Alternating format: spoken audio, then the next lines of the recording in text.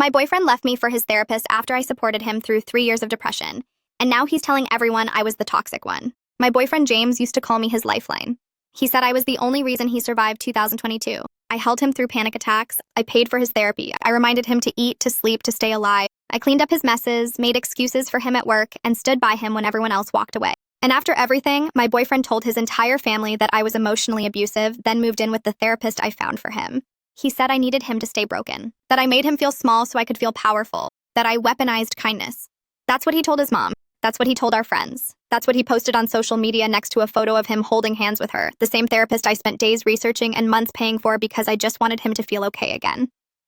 My boyfriend said, "You gave me love when I needed therapy. Alyssa gave me both." Then he thanked me for being part of his healing journey and walked out of my apartment with a suitcase and a smug little smile like he'd just finished a group project by himself. No warning, no fight, just betrayal disguised as growth. The night he left, I came home from work carrying 2 bags of groceries. I was exhausted. I'd picked up an extra shift to help cover his therapy bill because his last paycheck bounced again. I opened the door, expecting to find him asleep on the couch like usual, but instead I saw him sitting at our kitchen table with his laptop closed and his suitcase packed. He looked peaceful, too peaceful. I set the groceries down and asked what was going on. My boyfriend didn't even flinch. He looked me in the eyes and said, "This relationship is stunting my emotional growth." Then he thanked me for being his support system during his darkest days, but said I was now holding him back from becoming the man he was meant to be. I couldn't speak. I just stared at him. He stood up, walked to the door, and said he was going to stay with Alyssa for a while he got clarity. I didn't even know what that meant. I just remember the door clicking shut. And then silence. I didn't cry that night. I couldn't. I just stood in the middle of our kitchen, shaking, with oat milk leaking through one of the bags. I'd bought his favorite brand. That was the last thing I did for him. Buy his damn oat milk.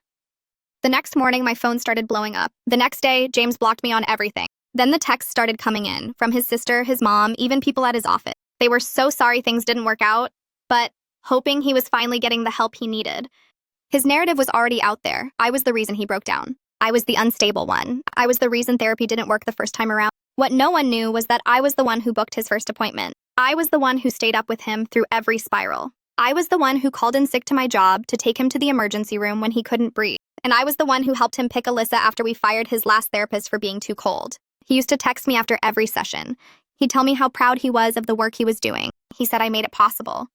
Then, somewhere along the line, the texts changed. They got shorter, colder. Eventually, he stopped updating me altogether. Turns out he'd been seeing her outside of sessions for weeks. I found out through one of his coworkers, someone who didn't realize I'd been cut out of the picture. She casually mentioned how cute they were together and that everyone at the office had seen it coming. I still hadn't told anyone we broke up. I'd been covering for him for years, covering his missed rent payments, covering his lies to friends when he bailed last minute, covering the emotional fallout of a man who refused to admit that sometimes being loved still isn't enough to make someone stay. James made me his lifeline. Then he let go the second he found a new one.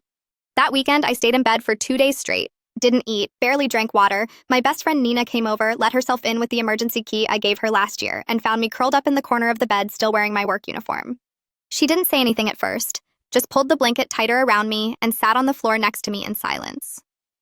When I finally spoke, all I could say was, "He's telling people I abused him." She didn't ask for proof. She didn't question me. She just said, "You need to tell your side."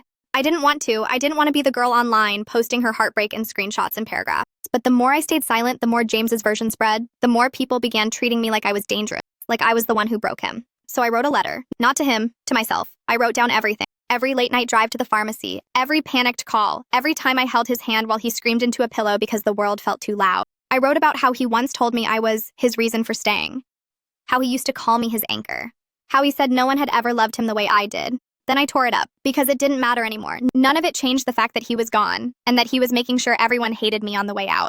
But here's the part I haven't told anyone yet. 2 nights ago, James called me from a blocked number. I almost didn't pick up, but some part of me still wanted to hear him say it, admit it, something. The first thing he said was, "You didn't have to turn everyone against me." I laughed. I actually laughed. Then I said, "You told people I abused you." He went quiet. Then he said something I'll never forget. "You were too good to me. It made me feel like shit." That was the closest thing to the truth he's ever said. After he said that, I didn't respond right away. I just let the silence stretch. I wanted to see if he'd fill it with something real. An apology, regret, anything. He didn't. He said, "I felt like you wanted me broken, like that's where you were comfortable." His voice was calm, rehearsed, like he was still in a therapy session with someone nodding on the other side, telling him he was brave for speaking his truth. I said, I paid your rent for 5 months. I made your therapy appointments. I held your hand through every breakdown. And you think I wanted you to stay broken? He said, I don't know. Maybe. Then he hung up. That was it. No closure, no accountability, just a man too ashamed to face the mirror he shattered himself. I sat there staring at the blank screen of my phone until Nina called. She said she had wine and greasy takeout and asked if she could come over. I said yes. 10 minutes later, she was on my couch handing me fries and asking if I wanted to hear what she found. Apparently, Alyssa had lost more than one client over the years because of blurred boundaries. Nina found a Reddit thread where someone described a therapist who sounded exactly like her. Young, overly personal, often sharing her own healing journey during sessions. One user even claimed she started texting a male client outside of appointments to check in. The comments were full of warnings, red flags, and women telling their stories of being dropped by men who found clarity after working with her. I was one of them. I just didn't know it. But the part that really made my stomach drop, Alyssa had a private coaching business on the side, conscious dating for men recovering from codependency. James had once joked about how women didn't understand how hard it was to be a man in therapy. I'd laughed back then. Now I wasn't laughing. I asked Nina to stop reading. I didn't want to know more. I didn't need to. I already knew what I'd been to James. The bridge. I was the one who carried him from his rock bottom to wherever he thought was the next level. And once he reached the other side, he burned it. The next few weeks were quiet. I blocked his number. I deleted every photo. I changed my lock. I took down the post-it notes he left around the apartment. Ones that said things like, "You're my sunshine," and "Thank you for not giving up on me." He used to leave them after his worst days, as if he knew how heavy it all was. I threw them in the trash without reading them again. His sister messaged me on Instagram a few days later. She said she didn't know who to believe anymore. She said he seemed happy but off, like he was trying too hard. I didn't respond. I didn't owe her that. But then, 2 days later, I got a message from a number I didn't recognize. It was one of Alyssa's former clients. He said, "I know who you are. I know what happened. You're not the only one." I stared at the message for a full minute, reading it over and over. You're not the only one. It felt like someone had cracked open a window in a room I didn't know I was suffocating in. His name was Marcus. He said he used to see Alyssa too, about a year before James. His story was almost identical. Long-term depression, relationship issues, vulnerability at an all-time high. He said Alyssa had been warm, overly understanding, different from other therapists. She started texting him outside of sessions, sending articles, check-ins, sometimes memes to lighten his day. He said it felt like someone finally saw him, someone who didn't flinch when he cried, someone who didn't try to fix him, someone who just got it until it crossed the line. He said she kissed him after a session. It wasn't like a movie, he wrote. It was confusing and blurry and made me question if I made it all up. Afterwards, she told him he misread the energy and that it would be unethical to continue treatment. So she cut him off, completely. He spiraled. Ended up in a psychiatric ward 2 weeks later after what he called the worst episode of his life. No apology, no warning, just silence. She never followed up. He said he saw James in a photo on her old coaching page last week, just a blurred face in the background at a workshop. But he recognized him from college. Then he found James's profile, followed the trail, and found me. Marcus wasn't reaching out to gossip. He was scared. He said he had no proof of what happened to him, but if she was doing it again, if she was building that same toxic loop with someone else, he didn't want to stay silent. He asked if we could talk. I said yes. We met at a small coffee shop 3 days later. It was awkward at first. He was nervous. So was I. But when he started talking, it was like I already knew his story. The confusion, the guilt, the way Alyssa made him feel like he was healing when in reality, she was just replacing his dependence with herself. He said, "She made me feel like I could breathe again, but only if I was around her. Only if I stayed inside her little version of the world. It didn't feel like therapy. It felt like a trap." I told him everything. What happened with James, the lies, the Instagram posts, the way everyone just believed him when he said I was the problem. Marcus didn't flinch. He just nodded. Then he said, "You know she's not supposed to be dating him, right? Not for at least 2 years. It's a violation. It's in every licensing agreement." That night, I went down a rabbit hole. I looked up the ethics codes for licensed therapists in our state. Marcus was right. Romantic relationships with former clients are forbidden for a minimum of 2 years. Longer, if the therapist holds power or influence. Alyssa had moved in with James 3 weeks after ending his treatment. I had the dates, I had the screenshots, I had everything. And for the first time since this entire nightmare began, I wasn't just sad. I was furious.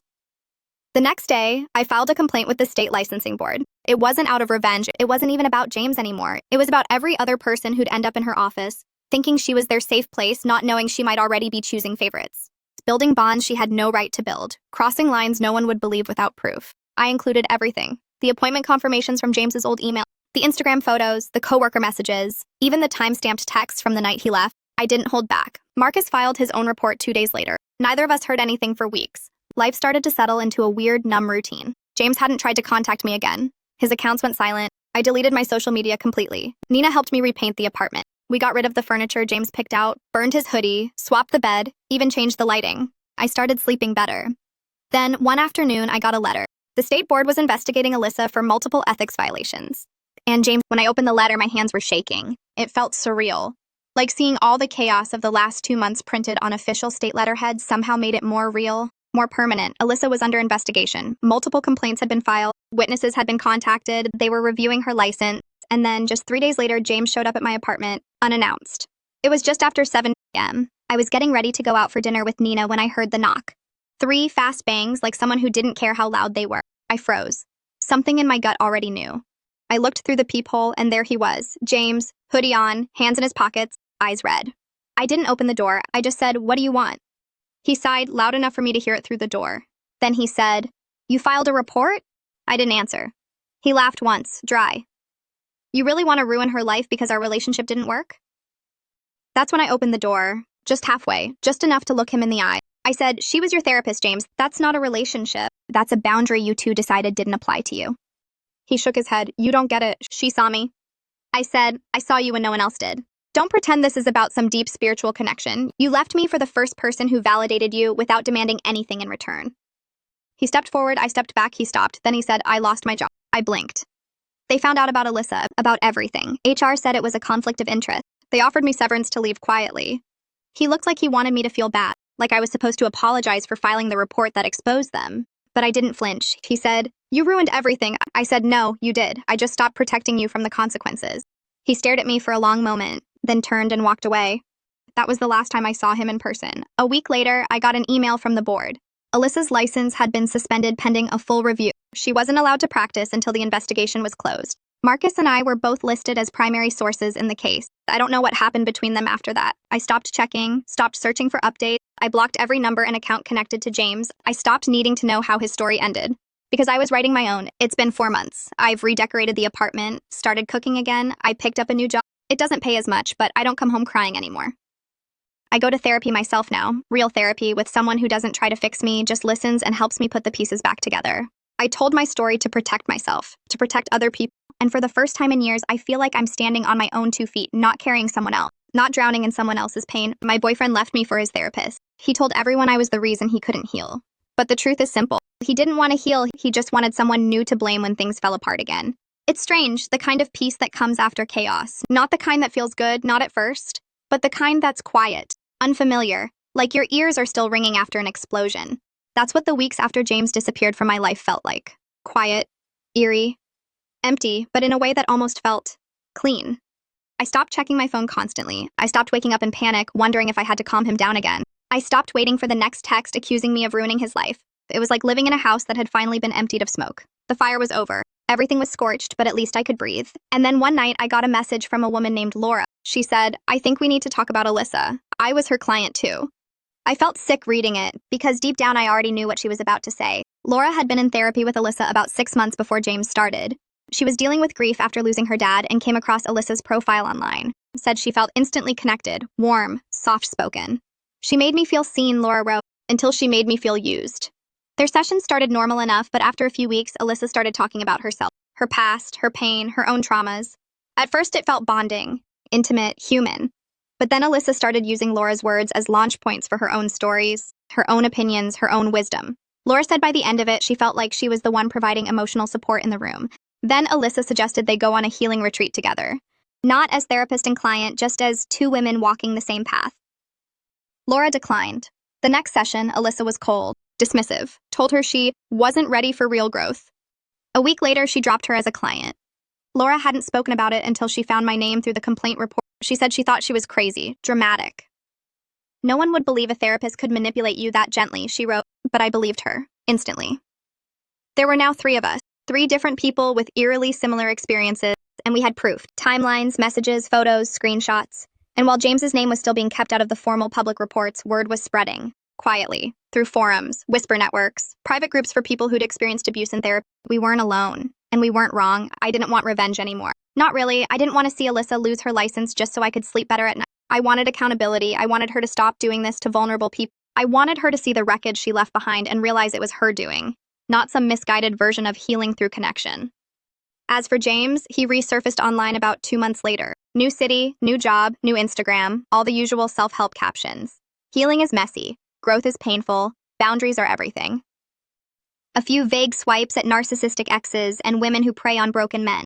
Classic, but the comments were different this time. One woman wrote, "Weren't you the guy who dated his therapist?"